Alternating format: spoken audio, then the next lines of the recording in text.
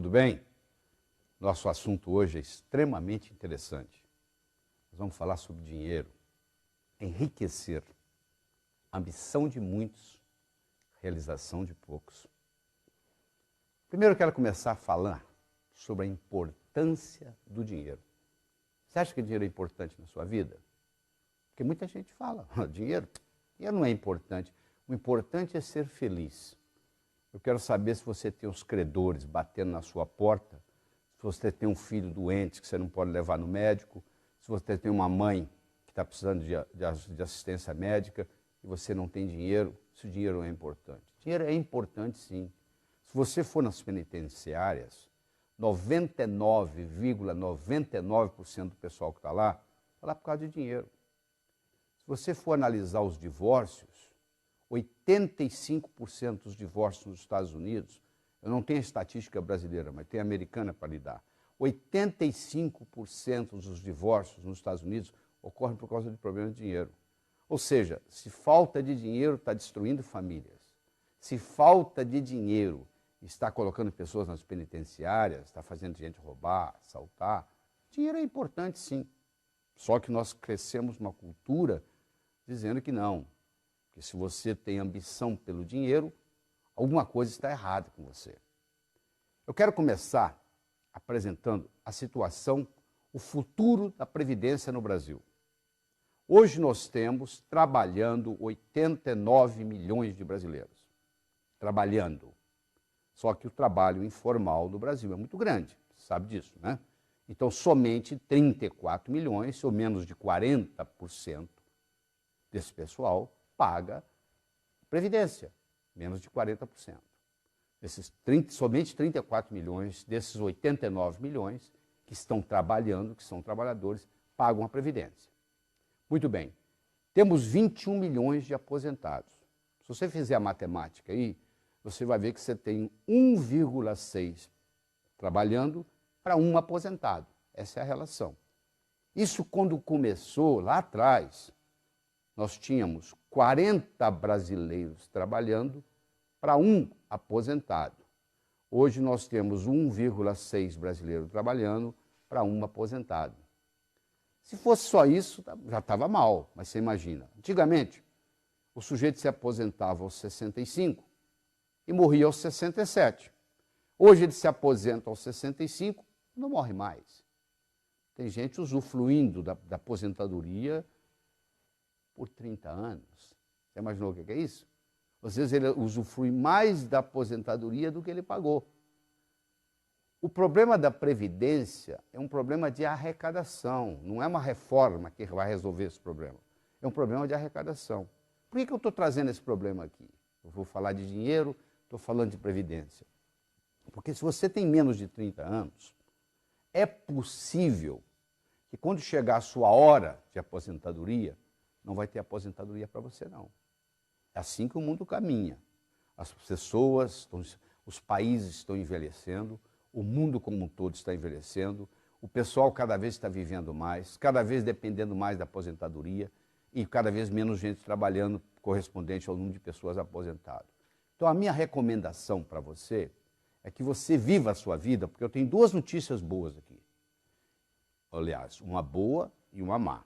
A boa notícia é que você vai viver muito tempo, porque hoje a medicina permite a gente estar vivendo muito tempo. A má notícia é que é possível que o seu dinheiro acabe antes da sua vida. Se isso acontecer, você vai depender de quem? Dos seus filhos, que provavelmente já estarão velhos também, dos seus netos. Eu acho que o neto está cuidando da vida dele, ele não vai parar a vida dele para cuidar da situação financeira do avô. Então eu acho que você deve pensar nisso seriamente. E como é que você faz? Aí que vem esse material aqui. Então eu quero começar perguntando para você, qual é a sua abastança? Isso mesmo, abastança. Talvez seja uma palavra nova para você, não é? Abastança é com C cedilha. Abastança significa o número de dias que você pode viver sem trabalhar, mantendo o seu padrão de vida. Se você parasse de trabalhar hoje, ou se você tivesse um acidente, ou se você fosse demitido. Quanto tempo, quantos dias você pode manter o seu padrão de vida, e continuar sem trabalhar, continuar vivendo. Isso é abastança. Deu para entender? Você tem que fazer o seu cálculo. Eu recomendo que todo final de ano você faça o seguinte: você faz um cálculo da sua abastança. Se a sua abastança de ano para ano não estiver aumentando e você continuar trabalhando, alguma coisa de errado está acontecendo. Ou seja, está trabalhando por nada. Você está gastando em coisas fúteis, supérfluas, e não está criando a sua abastança. Então, todo final de ano, você tem que ver o seguinte: qual é a minha abastança esse ano, qual era a minha abastança ano passado e quanto que eu melhorei. Até que vai chegar um ponto, espero eu, que a sua abastança seja indeterminada. Ou seja, o dinheiro que você ganhou vai gerar dinheiro, que vai gerar dinheiro, que vai gerar dinheiro, que mesmo que você viva 120, 130 anos, que vai ser possível no futuro próximo, você vai ter dinheiro suficiente.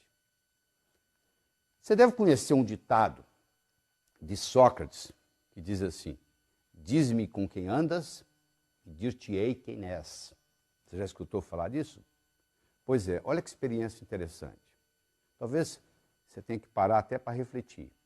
Olha só, quais são as 6 pessoas com quem você passa a maior parte da sua vida? Todos os seus filhos, filhas, genros e noras vão contar um só. Você vai fazer uma lista.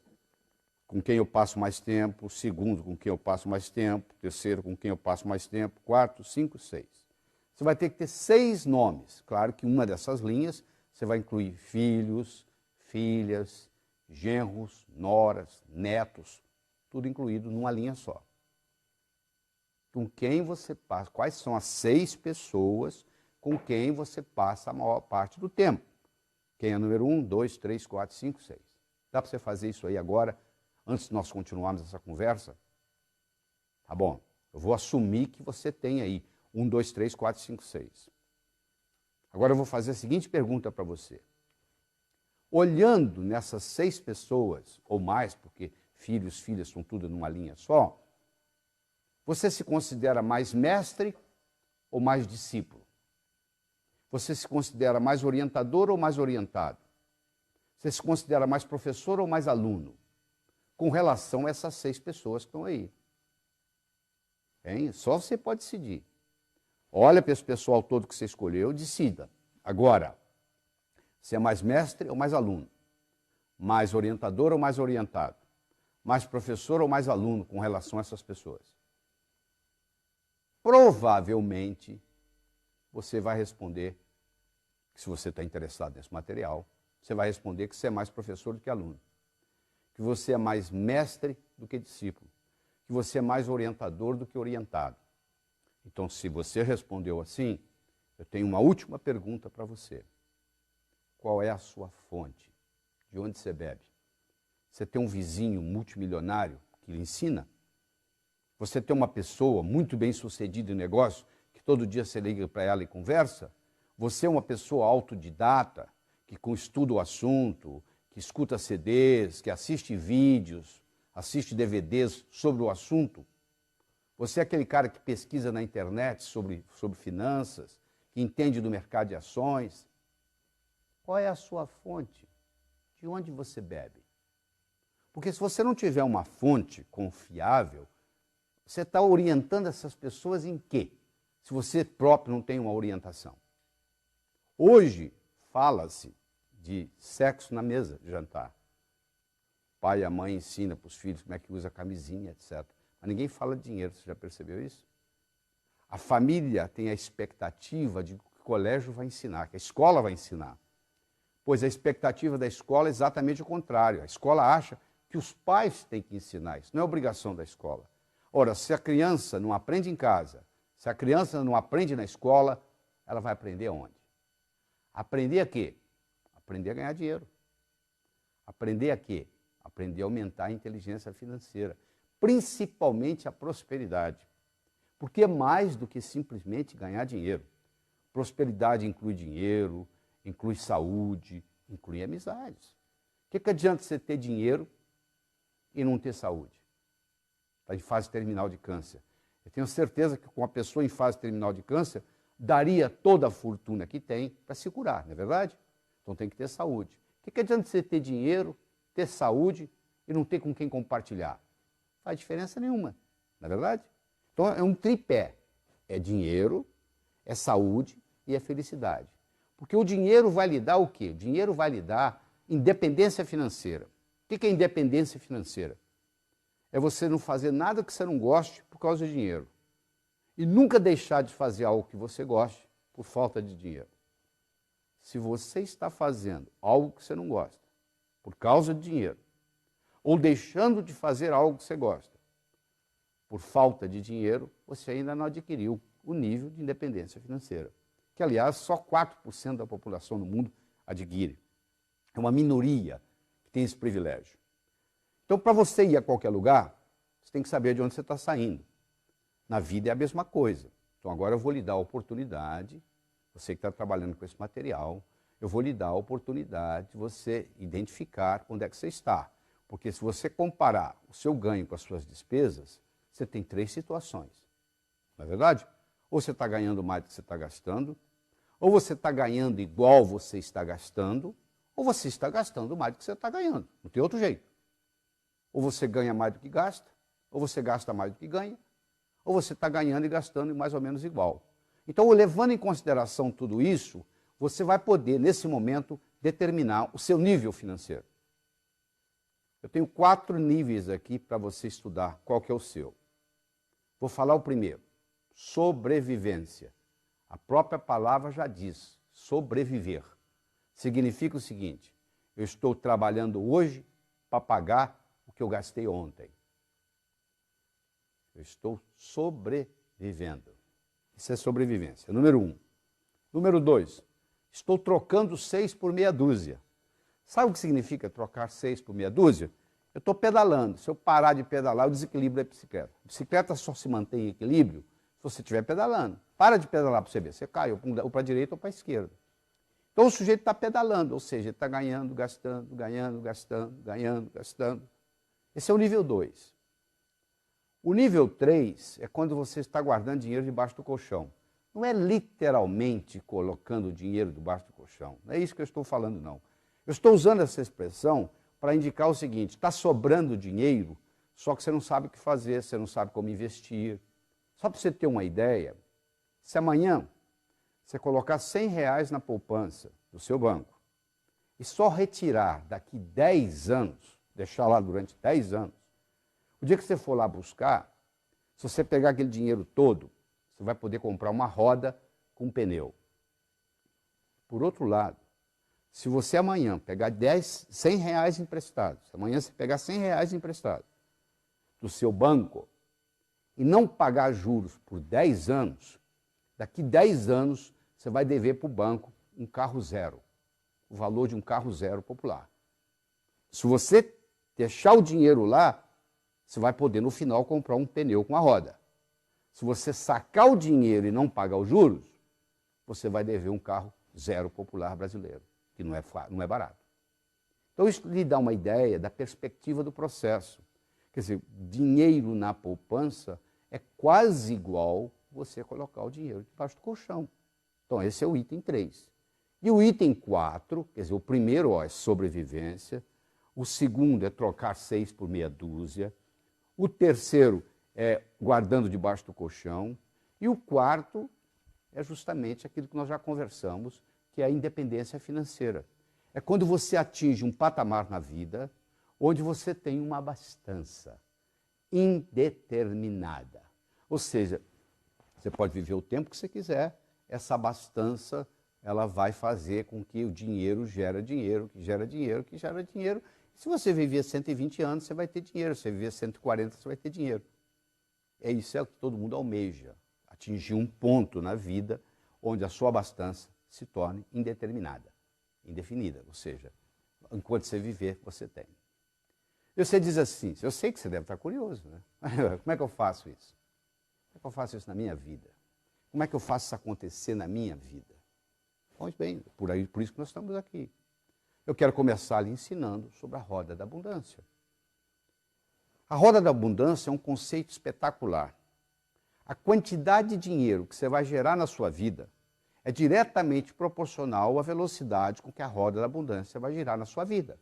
A roda da abundância tem dois lados, o doar e o receber.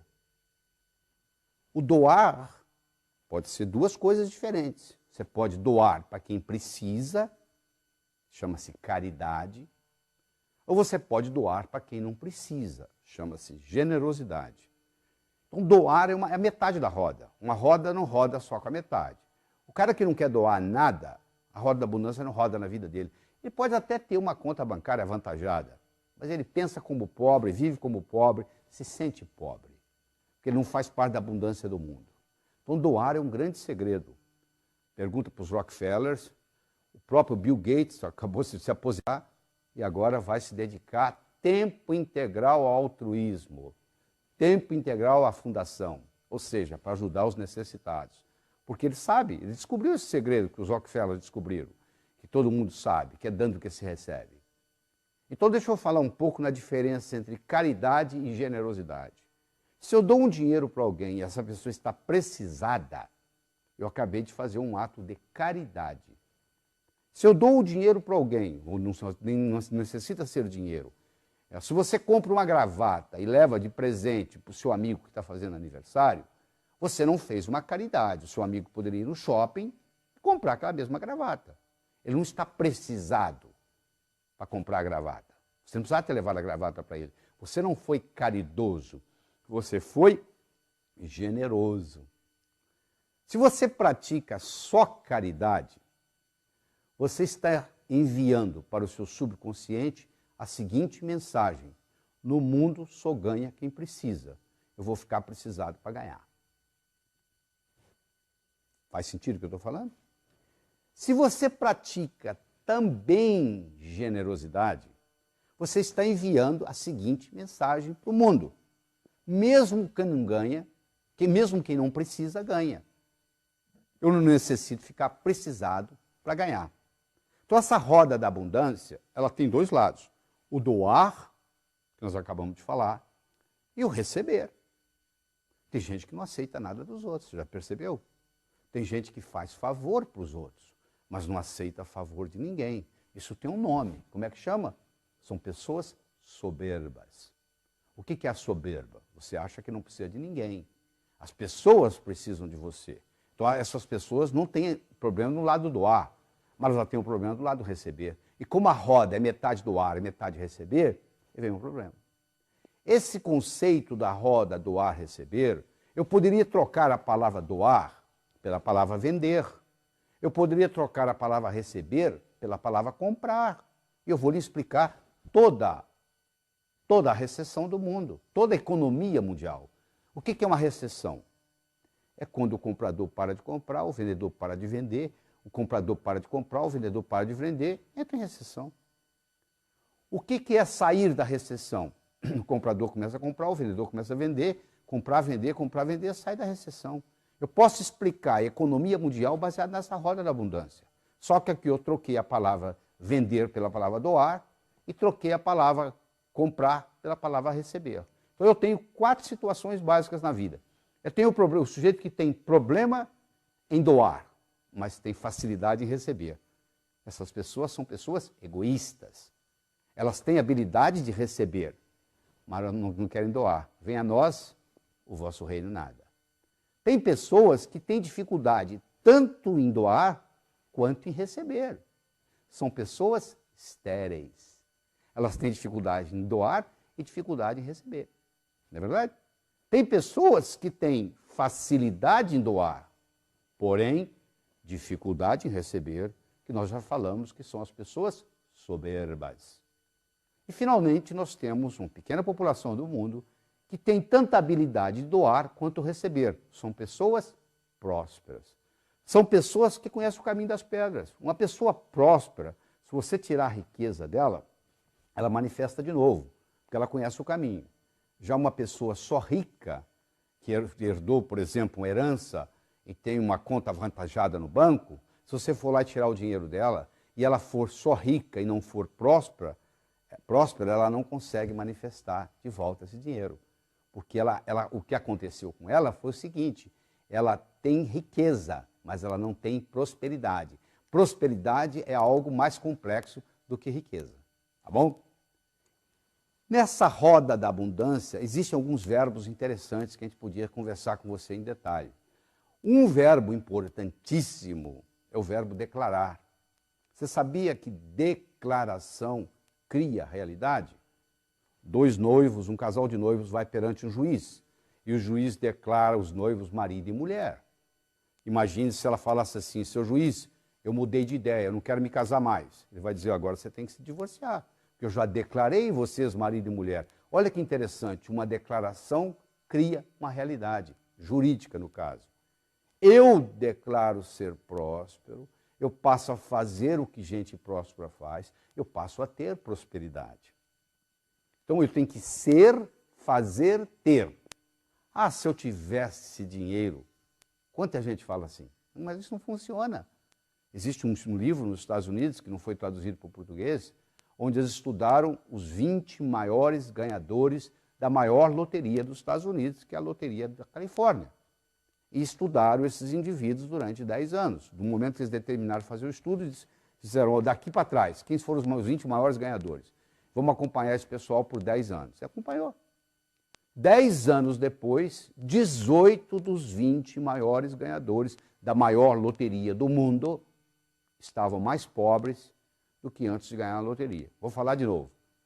10 anos depois, 18 dos 20 ganhadores da loteria californiana estavam mais pobres do que antes de ganhar a loteria. Provando, mais uma vez, que o sucesso vem de dentro. Eu tenho que ser, fazer, ter. Se eu tiver sem ser, não pertence a mim. Você já viu várias notícias na televisão brasileira de pessoas que ganharam na loteria e criou-se um grande problema na vida delas. Justamente porque recebeu o dinheiro e não estavam preparados para isso. Entendeu? Então isso é muito importante você entender essa história do declarar. A segunda coisa importante é o verbo solicitar. Tem um ditado que diz assim, o mendigo tímido termina o dia com a bolsa vazia. Porque ele não solicitou. Ele não pode ser tímido se ele quer ser mendigo. Ele tem que aprender a lidar com não. O mendigo lida com não o dia inteiro, porque a maioria não dá dinheiro para ele. Mas ele está lá solicitando, pedindo. Você extrapola isso para nós. Nós também temos que estar solicitando coisas do universo. Se você é muito tímido na sua solicitação para o universo, você termina a vida com o bolso vazio. No caso aqui. Solicitar é importante. Terceiro é o agradecer, é a gratidão, que é a mãe de todas as outras virtudes. Você tem que agradecer aquilo que você tem, a fim de obter aquilo que você quer. Se você não tem a habilidade de agradecer, você não acumula aquilo que você quer. É um princípio cibernético de realimentação. Quando você coloca um ar-condicionado numa sala e coloca no termostato do ar-condicionado 21 graus Celsius, a temperatura da sala vai realimentar esse processo. Todas as vezes que a temperatura for acima de 21, o ar-condicionado vai ligar automaticamente. Toda vez que ela for abaixo de 21, o ar-condicionado vai desligar e vai ficar só na ventilação. Você criou um processo cibernético, um processo de realimentação. O mesmo ocorre com o processo de gratidão. Quando eu agradeço aquilo que eu tenho, é uma realimentação positiva, eu obtenho mais daquilo. É um segredo muito bem guardado. E segundo é a sua habilidade de arriscar. A pessoa quer progredir, mas ela não quer arriscar. Se você já foi no circo alguma vez, ou já assistiu algum filme de circo, você vai ver que o trapezista está no trapézio, ele para pegar o próximo trapézio, ele solta esse, fica vulnerável a pegar o próximo. Claro que ele dá uma olhadinha para ver se vem outro trapézio. Se não vier, ele não solta esse. Eu não estou dizendo que você vai deixar o seu emprego e vai ficar vulnerável. Você tem que planejar o próximo passo. O que você vai fazer depois disso? Isso é importante, esse processo, você fazer isso. Então, esses verbos são muito importantes. O verbo declarar, o verbo solicitar, o verbo agradecer e o verbo arriscar-se. Isso aí é fundamental. Eu quero conversar agora, nesse momento, sobre a pobreza. Eu quero fazer uma declaração aqui. A declaração que eu tenho para fazer é muito simples. Todas as vagas para pobre estão ocupadas no Brasil. Não tem mais vaga para pobre. Melhor você ficar rico. Se você quiser ser pobre na Suécia, não tem problema. Você vai receber casa, comida, roupa lavada, remédio, hospital. Se você quiser ser pobre na Suíça, não tem problema nenhum. Se você quiser ser pobre nos Estados Unidos, você não tem quase problema nenhum. Mas no Brasil você não pode ser pobre. Por quê? Todas as vagas estão ocupadas, já temos demais. A melhor coisa que você pode fazer pelos pobres é não ser um deles. Ou seja, você está do outro lado para ajudar. E nós temos que fazer, não é fazer o pobre, o rico ficar pobre, é fazer o pobre ficar rico. Você nunca pode fortalecer o fraco enfraquecendo o forte. O jeito de você fortalecer o fraco é fortalecendo o fraco, não é enfraquecendo o forte. Por que você acha que tem tanta pobreza no Brasil? Um país com 8.513.844 km², onde o sol brilha 365 dias por ano, onde aqui não tem terremoto, aqui não tem furacão, onde todo estrangeiro que vem aqui e mora aqui por um período de tempo acha que isso aqui é o paraíso das oportunidades, só o brasileiro que não vê isso. Por que a gente tem tanta pobreza? Por algumas características. A primeira delas é a ignorância financeira. Nós não somos educados financeiramente, nós não aprendemos sobre a lei do ganhar, a lei do gastar, a lei do economizar, a lei do investir, que são leis universais, que funcionam em qualquer lugar que você for, em qualquer cidade, em qualquer país, em qualquer nação, em qualquer continente. E mais sério ainda são os preconceitos que nós temos contra dinheiro. Dinheiro é sujo, gente rica não entra no céu, é mais fácil um camelo passar pelo fundo de uma agulha do que um homem rico entrar no céu. Você imagina que você tem 5 anos de idade, você não sabe onde você está indo, porque você está consciente, mas não está consciente que está consciente aos 5 anos. Você sabe que você vai num lugar importante, porque colocar a melhor roupa que você tem, e você vai e tem alguém pregando. É mais fácil um camelo passar pelo fundo de uma agulha do que um homem rico entrar no céu. Saiu dali, seu pai te leva ao zoológico e tem aquele animal enorme. E você pergunta, papai, o que é aquilo ali? Aquilo ali, meu filho, minha filha, aquilo ali é um camelo, grande, hein, pai? Você chega em casa, você abre a gaveta de costura da sua mãe, você pega a agulha, olha e com 5 anos você declara, eu quero ser pobre. Só que você esqueceu que você fez essa declaração. Quem estava pregando lá também esqueceu de lhe ensinar que o conceito não é bem esse, não. Lá em Jerusalém, tem os resquícios das muralhas, e os resquícios dos portões, que se fechavam às 18 horas, às 6 horas da tarde, e qualquer caravana de camelo que chegasse depois das 6 horas da tarde, era proibida de entrar, a não ser que o camelo entrasse pelo fundo da agulha, que era uma portinhola feita dentro do portão, no próprio portão, só que um camelo, para passar pelo fundo de agulha, meu amigo, duas coisas têm que ocorrer. Primeiro, tem que fazer isso descarregado. Ele não pode passar com o carregamento que ele chegou. E segundo, ele tem que fazer isso de joelhos, que não é difícil para um camelo. Agora eu vou levar essa analogia para o ser humano.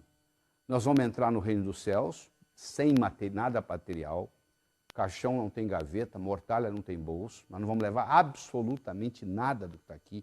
Tudo isso que você pensa que é seu, na realidade você está tomando conta. Essa casa que você tem registrado no cartório, que você pensa que é sua, se você morrer ela vai ficar aí, ou seja, ela não lhe pertence, você está tomando conta. O carro é a mesma coisa e assim por diante.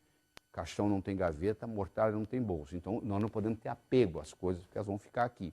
E segundo, o conceito do camelo entrar de joelhos, isso representa para nós entrarmos no reino dos céus humildemente. Só que a pessoa leva isso ao pé da letra. Esse é que é o problema. Isso é nada mais, nada menos que uma metáfora. Que levado ao pé da letra, a interpretação é outra. Então a pessoa acha que se ela for rica, ela não pode entrar nos céus. Do céu. Contrário.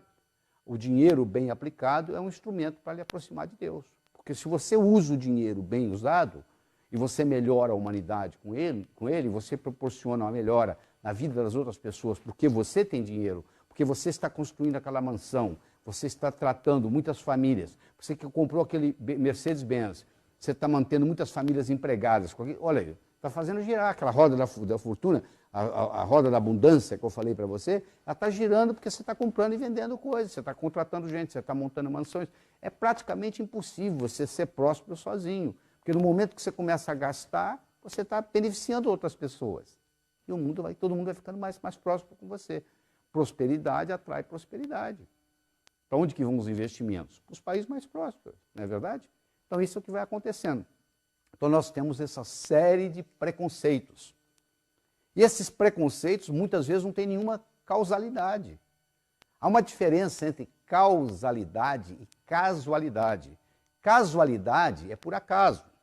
Causalidade tem causa. Você quer ver um mito, porque isso é mito. Quando você tem casualidade, mas não tem causalidade, você cria mitos. Existem uma série de mitos populares com relação a dinheiro, com relação à riqueza. O primeiro mito que eu quero discutir com você aqui é o seguinte: trabalhar muito é causa de riqueza. Não é verdade. O cara ficou milionário aos 65 anos, em Brooklyn, New York. Ele foi entrevistado e eles perguntaram para ele: por que você ficou milionário aos 65? Por que não aos 55? Por que não aos 45? Sabe o que ele respondeu? Estava muito ocupado, não tinha tempo de ganhar dinheiro. Ou seja, tem gente que está tão obcecada pelo trabalho do dia a dia que não tem tempo de dar um passo para trás e ver a coisa numa visão mais ampla. Então não é verdade, não é trabalhar muito que traz riqueza, é trabalhar de uma forma inteligente, é aprender a alavancar. Se você pedir para derrubar uma porta, eu não tenho força física para isso. Mas se você me entregar um pé de cabra, eu derrubo com esse dedinho aqui, ó. Eu estou alavancando. Ou seja, eu estou trabalhando de uma forma inteligente. Alavancar no mundo de negócios é trabalhar de uma forma inteligente. Então isso é muito importante. Vamos para o segundo mito? Não é correto trabalhar e se divertir ao mesmo tempo. Não, sabe o que eu faço? Durante a semana eu trago o leite das crianças. Agora no final de semana eu faço o que eu gosto. Meu amigo, o que você faz como diversão, alguém faz como profissão. O que você faz como hobby, alguém faz como trabalho. Qual o seu hobby? O meu hobby é jogar tênis. Pois é, tem gente que é instrutor de tênis. O que você faz como diversão, vai ter gente no mundo fazendo como profissão. Então, o grande segredo é você ter um hobby e cobrar por ele. Porque aí você não vai sentir que você está trabalhando. Você está se divertindo, é seu hobby, você faria até de graça. Então, se você trabalha numa coisa que você faria até de graça, primeiro você não vai pensar em aposentadoria. Porque se você faria até de graça, você quer continuar fazendo. Aquilo que o cara sonha que vai fazer depois de aposentado. Se você já estiver fazendo aquilo que você sonha de fazer, não vai fazer diferença. Você não vai estar pensando em aposentadoria, que é outro problema sério. Porque hoje tem-se o conceito que o sujeito tem que se aposentar aos 65. Como as pessoas estão vivendo mais, isso vai chegar uma hora que vai ter que mudar, tá bom? O tempo de trabalho vai ter que aumentar, porque senão não tem outro jeito. Já não tem solução. A Previdência já está quebrada, etc. e tal, você sabe muito bem disso. Eu não vou estar discutindo isso aqui. Mas eu quero dizer para você o seguinte, que esse tempo de trabalho, uma hora vai ter que aumentar, porque a longevidade está aumentando. Mas tem que ser uma longevidade saudável também. Não adianta você viver mais e viver mais tempo doente. Não adianta eu viver 90 anos e ter Alzheimer dos 81, 90. Passei 9 anos, ou seja, 10% da minha vida doente. Não adianta nada. Terceiro mito. A ocupação correta é importante para ganhar dinheiro. Sabe por que eu não sou rico? Porque eu escolhi a profissão errada. Se eu tivesse escolhido a profissão do meu irmão, o que seu irmão é? Meu irmão é médico. Eu conheço médico pobre, médico rico. Advogado pobre, advogado rico. Engenheiro pobre, engenheiro rico. Jornalista pobre, jornalista rico. Qualquer profissão você tem rico e pobre. Então essa história que é a ocupação que faz a diferença não é verdade. Você vai encontrar em todas as profissões gente ganhando dinheiro e gente perdendo dinheiro. Como você encontra em todo o mercado, no mesmo mercado, você vai encontrar empresas ganhando dinheiro e empresas perdendo dinheiro no mesmo mercado. É claro que a empresa, a primeira desculpa que ela arruma, sabe qual é? Isso é por causa do mercado. Aí eu pergunto, se é por causa do mercado, como que o seu concorrente está ganhando dinheiro? Se fosse o mercado, o seu concorrente também deveria estar perdendo dinheiro. E tem concorrente seu ganhando dinheiro. Então é fácil de jogar a culpa para fora. Mas não é isso, não é bem isso. Não é por causa da minha ocupação. Não tem nada a ver com a sua ocupação. Sabe por que eu não ganho dinheiro? Isso é outro mito. Porque eu não tive a oportunidade de ir para a faculdade. Porque eu não tive uma boa formação. Isso também não é desculpa. Se você pegar o Thomas Edison, que foi cofundador com o Morgan, da maior empresa do mundo por muitos anos, que foi a General Electric, ele teve 3 meses de escola. Você pegar o Henry Ford, que revolucionou o mundo automobilístico, com um trabalho dele, que foi na época dele um dos homens mais ricos do mundo, tinha 2º ano de ginásio.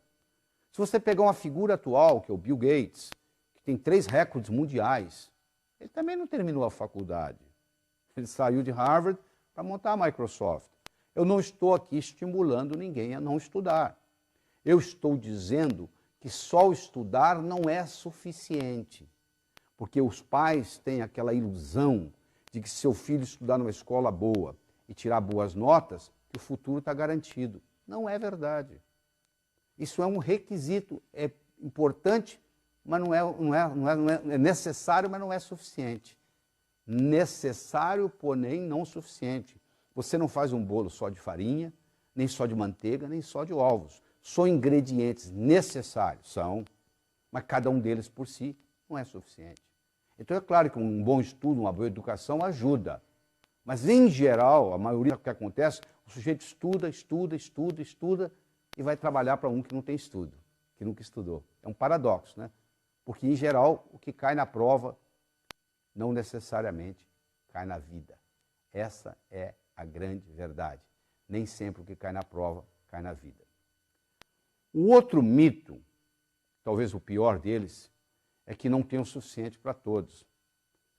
Na época da caverna, o PIB era zero. Hoje o PIB é astronômico. À medida que a riqueza do mundo aumenta, mais milionários vão sendo feitos, mais aviões supersônicos vão sendo construídos, mais submarinos atômicos vão sendo construídos, ou seja, a prosperidade do mundo vai aumentando.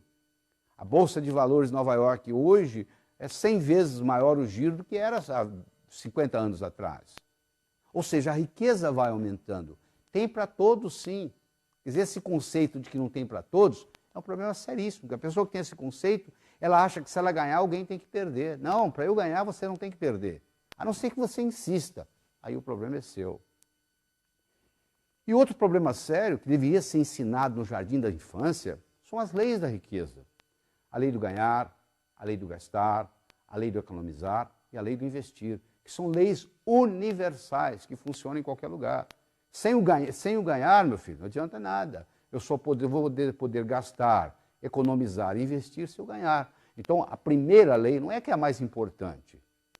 Segunda-feira não é mais importante do que terça, mas vem primeiro, não vem? É assim mesmo. Segunda vem antes de terça, terça vem antes de quarta. O ganhar tem que vir antes do gastar. Só que o ganhar é o seguinte, toda a riqueza é criada pela mente humana. Problema financeiro não se resolve com dinheiro.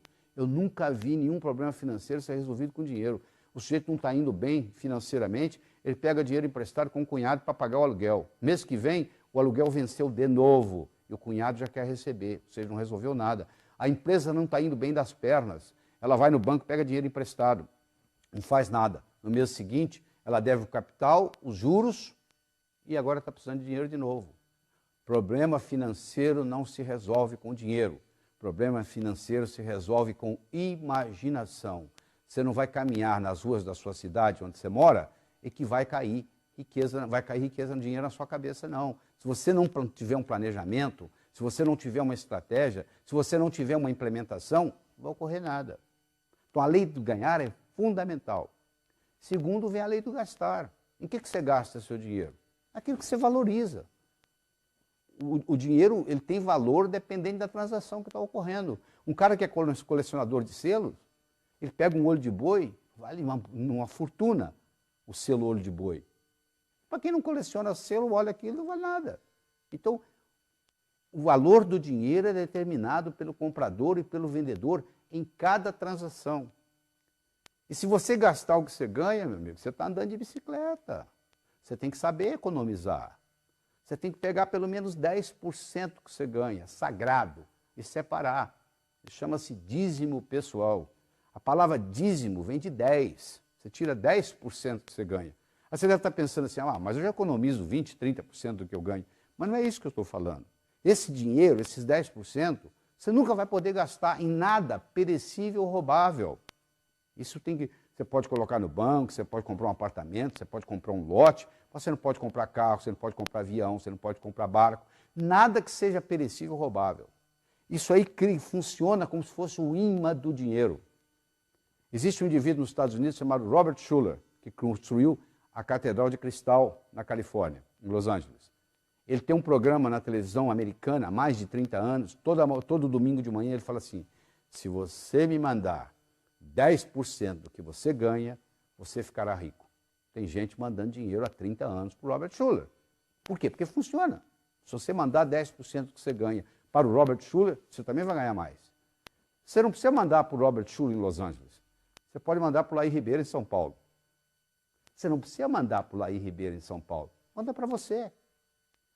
Pega a sua conta final do mês, separa 10% e fala, isso é sagrado. Você deve estar pensando assim, mas peraí, se eu for pegar, eu já ganho tão pouco, como é que eu vou tirar 10%? Se você ganha pouco, 10% é quase nada. Não é verdade?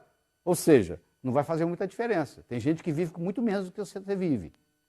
Você tirar os 10%, o que vai sobrar, tem gente que vive com muito menos. Você tem que se ajustar a isso. Mas no momento que você faz isso, é um passo de mágica. Porque você está dando para o seu subconsciente a seguinte mensagem. Eu vivo no mundo abundante, ganho mais do que preciso, está sobrando. E esse dinheiro acumulado, ele vai criar o que se chama o imã do dinheiro.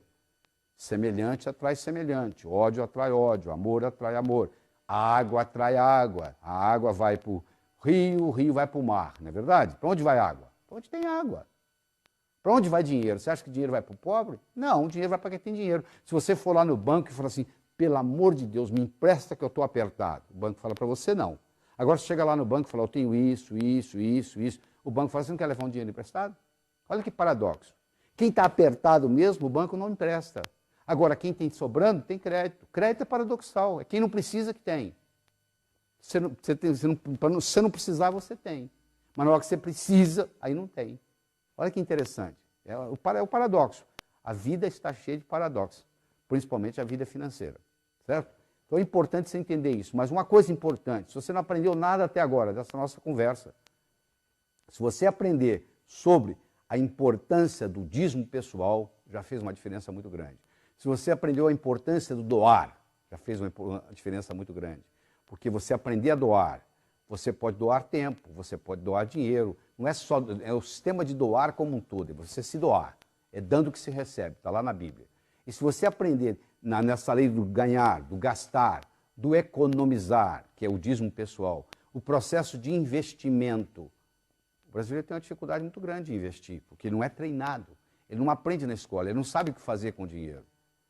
Ele não sabe nem manusear o seu próprio pensamento, ele não sabe o poder que o pensamento tem de expandir, de criar, de eternizar-se.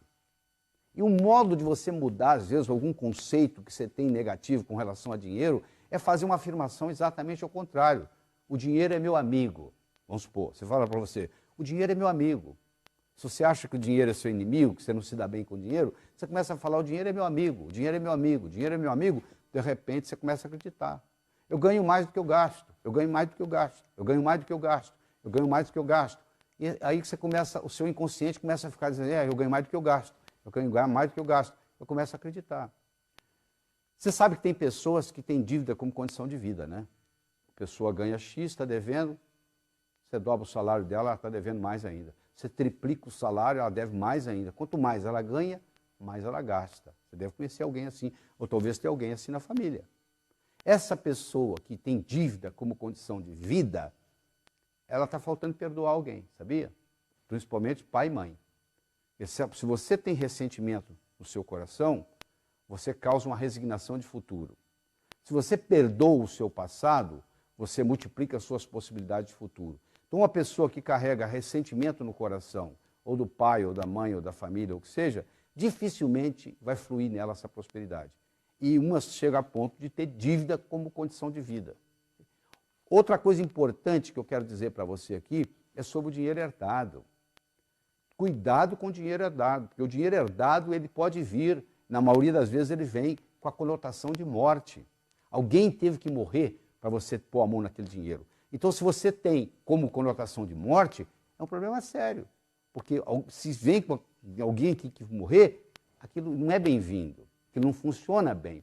Então, você conhece gente que vem de família muito rica, que tem muito dinheiro no banco, mas que se você for analisar, a pessoa vive como pobre, se comporta como pobre, pensa como pobre, tem toda uma atitude de pobre, só tem o dinheiro no banco. Ora, se ele tem o dinheiro no banco, mas ele tem toda uma atitude como pobre, na realidade ele está vivendo uma vida de pobre. Viver a vida próspera é diferente. falta de dinheiro pode ser uma questão temporária. Pobreza é um estado de espírito. Quer dizer, a pessoa, para ter vida próspera, é uma questão de atitude. Às vezes ela não tem dinheiro, mas ela sabe que é uma questão de tempo. Falta de dinheiro pode ser uma questão temporária. Pobreza é um estado de espírito. Essa é a verdade sobre tudo isso aí. Então, o que eu quero deixar bem claro é que isso aí é uma ciência. Do mesmo modo que você aprende física, que você aprende química, que você aprende biologia, você pode também desenvolver a sua inteligência financeira. Se você deixar do jeito que está, a tendência é piorar. Se você deixar seu carro parado um ano, depois de um ano você não consegue dirigi-lo, não é verdade? A gasolina evaporou, a bateria descarregou, você não tem condições, está tudo enferrujado, o pneu baixou, você não consegue dirigi-lo. Por quê? Deteriora. As nossas ideias é a mesma coisa. Você tem uma série de ideias que você vai vivendo a vida. Se você não começar a colocar ideias novas, aquelas velhas vão se deteriorando e o mundo vai mudando. Então chegou a hora de você começar a adquirir conhecimento novo. O que vai fazer você mudar é o conhecimento que entra. Do mesmo modo que você toma o café da manhã, almoça e janta, os nutrientes da mente são as ideias. Esse material aqui, ó, que você está trabalhando comigo, eu estou lhe trazendo várias ideias, só que você tem que trabalhar com esse material de novo, de novo, de novo, de novo, porque não é só uma vez que você ser exposto a esse material que vai fazer uma diferença. Às vezes as crenças estão aí, porque uma crença, uma vez estabelecida, tem como função única e exclusiva se perpetuar. A tendência da crença é continuar lá, firme. Então, para romper aquela crença, eu tenho que trazer uma crença nova, eu tenho que praticar, eu tenho que mudar o hábito, porque depois que você mudou o hábito, você não precisa de motivação mais não. Você precisa se motivar para escovar os dentes? Não. Você foi tantas vezes que você escovou os dentes que você escova os dentes até dormindo. Você já está motivado para isso. Então, no momento que você faz o hábito financeiro ser uma coisa que faz parte da sua natureza, aí não tem problema, aí a coisa continua. Não interessa a sua idade, não interessa a sua profissão, não interessa a sua conta bancária. A boa notícia que eu tenho é que qualquer pessoa, em qualquer idade, pode revolucionar isso. Só as minhas palavras não são suficientes. Isso aqui é um despertar. Você chega num hotel e pede para despertar amanhã às 6h30. Às 6h30, seu telefone toca. Não significa que você vai ter um bom dia. Significa que você despertou. Pode ser até que você volte a dormir. Isso aqui, esse trabalho que eu estou fazendo com você aqui, é um despertar. O resto agora vai ficar por sua conta. Eu vou contar uma história e com isso nós vamos encerrar aqui. Eu espero que você trabalhe com esse material de novo, de novo, de novo, de novo, até que isso entre na sua estrutura psicológica e faça parte de você. Aí fica no automático, aí fica fácil. Certo?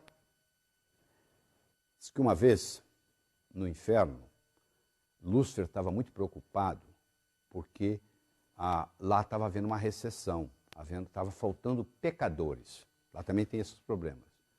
Aí eles resolveram ter uma reunião de marketing para discutir uma estratégia para trazer mais pecadores para o inferno. E eles estavam discutindo e um capeta-chefe levantou a mão e falou assim, é muito simples, nós temos que fazer o ser humano gastar mais. Para gastar mais, ele vai ter que ganhar mais. Para ganhar mais, ele vai ter que trabalhar mais. Ele vai trabalhar, ganhar, gastar, trabalhar, ganhar, gastar, trabalhar, ganhar, gastar. A vida vai passar, ele não vai ter tempo de evoluir, vai terminar aqui.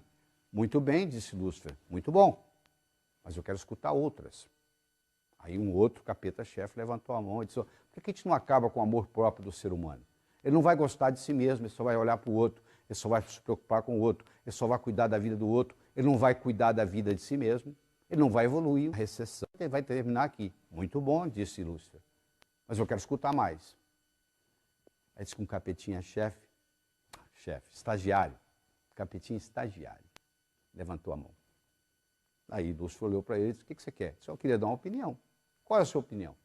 Por que a gente não faz o ser humano pensar que ele vai viver para sempre?